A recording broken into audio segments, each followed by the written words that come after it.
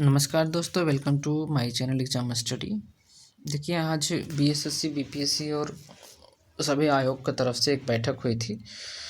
कल ही हुई थी बैठक 13/1 को। देखिए, नोटिस था, ये निकाला गया, लिखा गया लेटर था। तो उसमें क्या बताया गया, जिसके बारे में समझते हैं उसमें क्या कहा गया था। ठीक है, देखिए, रजनीश कुमार जो है प्रेषक करते हैं, सरकार के अपर सचिव हैं। उन्होंने किया है सभी अपर मुख्य सचिव जो हैं और प्रधान सचिव, सचिव, सभी विभागीय अध्यक्ष, उन लोगों के लिए ये मेल लिखा गया है, ईमेल सभी को दिया गया है। ठीक है, क्या कहा गया है?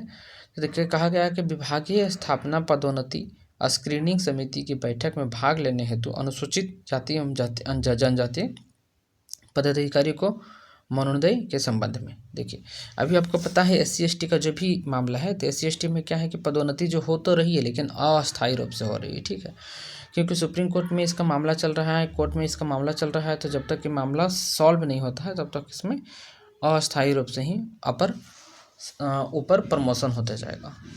ऊपर प्रमोशन अस्थायी रूप से होने का मतलब क्या है कि जैसे आपको प्रमोशन तो दे दिया गया इस पद पर, वेतन वगैरह भी मिल रहा है, बट जैसे सुप्रीम कोर्ट यदि जो इसमें कुछ मामला में कुछ कहती है कि नहीं होना चाहिए तो आप लोगों का, तो मैं इसको आपको वहीं पे ले जाकर रख सकता हूँ। और आपका जो भी हम शर्तें के साथ जो भी शर्त रखे हैं कि हाँ जी पैसा तो दे रहे हैं, लेकिन इस कंडीशन पे दे रहे हैं, तो ऐसा किया गया है। तो इसमें भाग लेने के लिए विभागीय अध्यक्ष लोग सब लोग मिलकर बैठक में भाग लेंगे।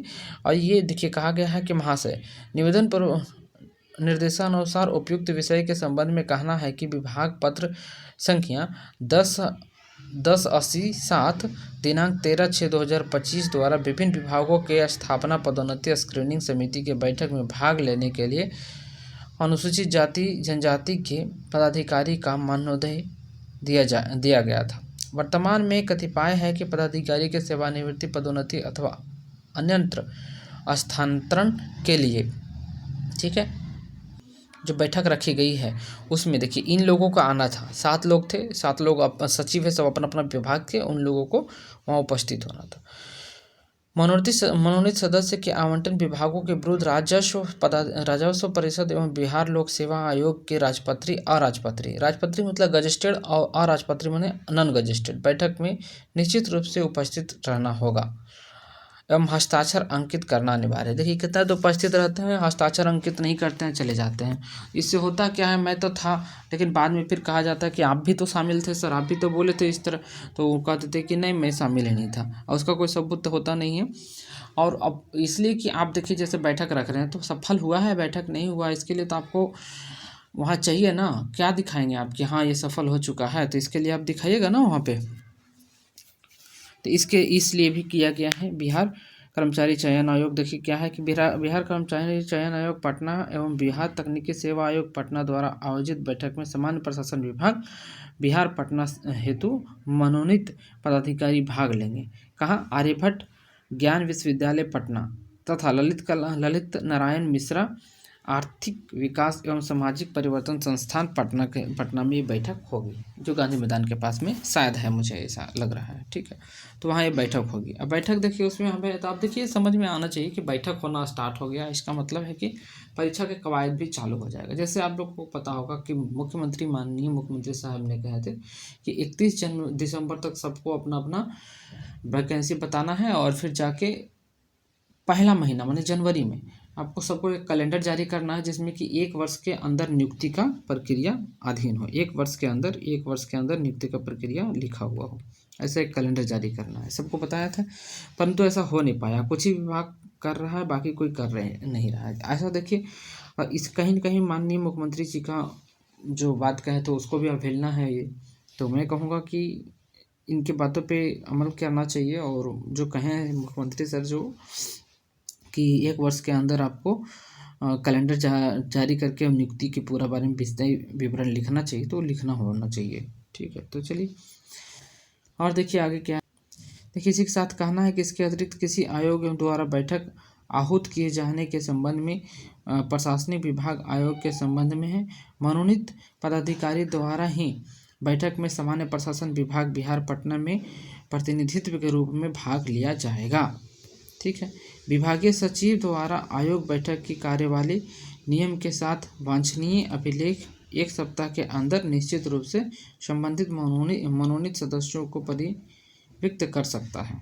ठीक है, तो मतलब ये हुआ, कहने का अर्थ ये हुआ कि सामान्य तौर पर मनोनीत पदाधिकारी का सचिव स्थित किसी अन्य विभाग, निदेशालय, आयोग, प्राधिकरण में स्थानांतरण, पदोन्नति हो जाने पर भी यह मनोनीत अगले आदेश तक प्रभावित रहेगा।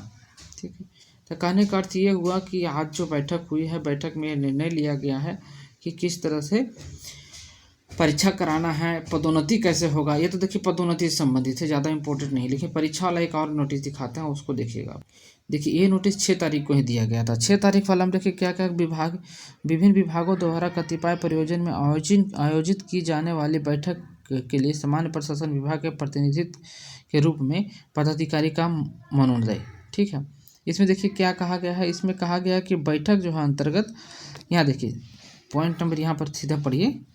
देखिए, प्रपत्र संख्या द्वारा पदोन्नति समिति के द्वारा बिहार सरकार के विभिन्न विभागों के अंतर्गत, ठीक है, विभिन्न विभागों के अंतर्गत गठित समिति उच्च स्तरीय चयन समिति संविदा पर नियोजित कर्मियों को देय परिश्रम एवं निर्धारण हेतु गठित करने के लिए ये बात कही गई है। मतलब कि संविदा पे जो काम कर रहे हैं उनको कितना देय मिल रहा है, निर्धारण मिल रहा है कि नहीं मिल रहा है, उसके लिए। ठीक है,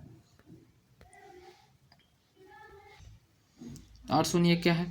तो इसमें कहना है कि वर्तमान में सामान्य प्रशासन विभाग के स्थापित कतिपय पदाधिकारियों के सेवानिवृत्ति तथा स्थानांतरण उच्च प्रभाव के लिए। देखिए ये जितना भी आप कर रहे हैं, बैठक कर रहे हैं, इसके बहुत अच्छा बात है, इसे होना चाहिए।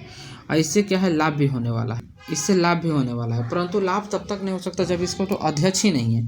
बीएसएससी जो है, अभी बीएसएससी जो है वो अनाथ हो चुका है, इसमें अध्यक्ष है नहीं, सचिव साहब हैं। सचिव का काम ये नहीं है कि आप नोटिस जारी कराना, अध्यक्ष रहेंगे तभी। अध्यक्ष है नहीं, अध्यक्ष जब नहीं है इसमें तो अध्यक्ष के बिना ये अनाथ है, कोई एग्जाम हो नहीं रहा है। अब देखिए डीटीएस के बारे में तो फिक्स था पहले से, वही अध्यक्ष साहब कर दिए थे, सब चीज़ फिक्स। तो ये तो हो जाएगा डीटीएस वाला एग्जाम, जिनका मेंस है डीटीएस का वो कर लेंगे। जो 5 गुना रिजल्ट मिला था, आपको पता है 273 सीट पे था, 80 कट ऑफ गया था 100 में। ठीक है, तो उनको तो मिल जाएगा, हो जाएगा।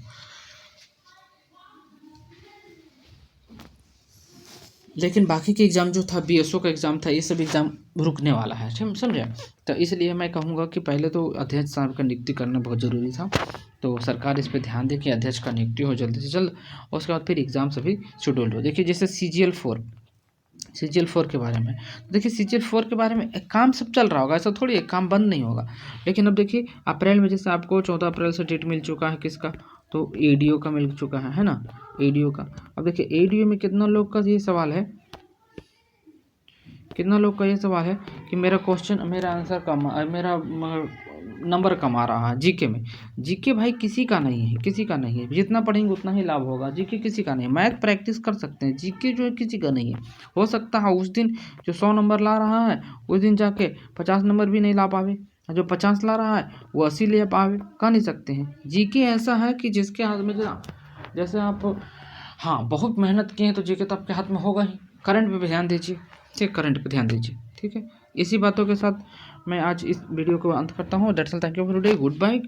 पढ़ते रहिए और मेहनत करते रहिए, एग्ज़ाम आपका होगा ही होगा और सिलेक्शन तो आपको लेना ही पड़ेगा।